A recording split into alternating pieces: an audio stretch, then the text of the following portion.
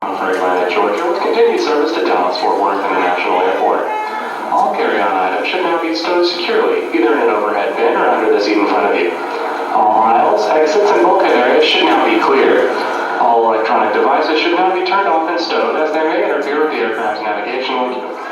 Once again, welcome aboard Delta Flight 2928 to Atlanta, and thank you for flying Delta.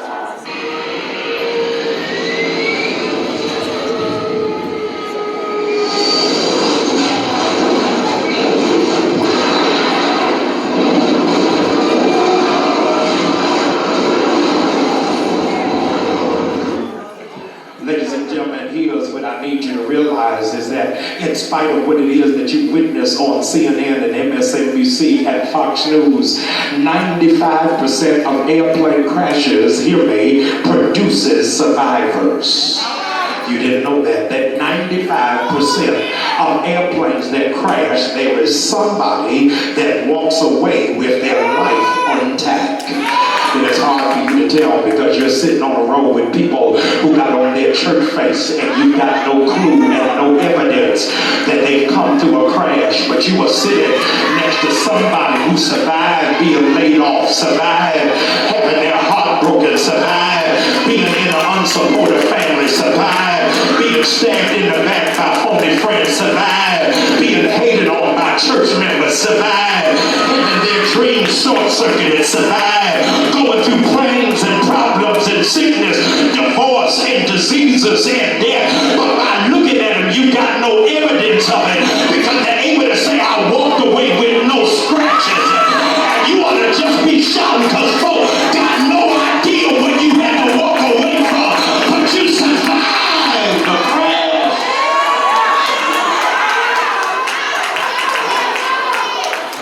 The FAA, ladies and gentlemen, has in fact recently released a publication that is now in circulation of what to do so that you can survive a plane crash.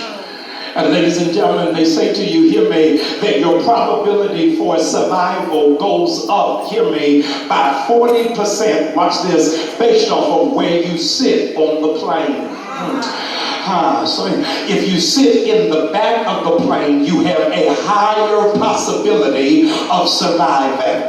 This is not for everybody. Some of you need to know you are not being public punished. Some of you need to know God has placed you in the back because he was trying to protect you. He didn't want you seen it up front right now because he knew you were not prepared for the attack. And that's why some of you are getting blessed because you come to church and you ain't trying to be in the clique, you ain't trying to be in the circle, you ain't trying to be in Bishop's face, you just trying to get your word, mind your business, and go home. And God said, those of you who've been in the back of the line, your seat is about to change. I'm getting ready to shift you to the front of the line because I wanted to see if you would be faithful over a few things. It all depends on where you sit on the plane. Ladies and gentlemen, the stewardess comes and makes the announcement before the aircraft takes off. She says, watch this, in the unlikely event of an emergency landing. That's a code word for crash. In an unlikely event of an emergency landing, watch this, an oxygen mask will in fact drop from the ceiling. Apply it to yourself before you try to assist anybody else. This is just for 200 radical worshipers. God told me to tell you, in this season, I am giving you permission to be selfish. I am giving you season to take care of yourself. You've been doing everything for everybody else, but the Negroes didn't appreciate it. They didn't say thank you. You couldn't even sleep right about them. You fasted and they eating. God said in this season, buy the shoes, cut your water. Take yourself on a trip. You gotta do something for you, because you poured out already.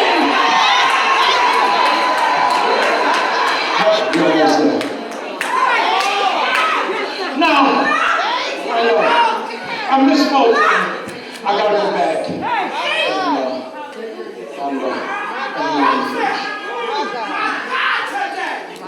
There was an oversight on my part, and I take full responsibility for it.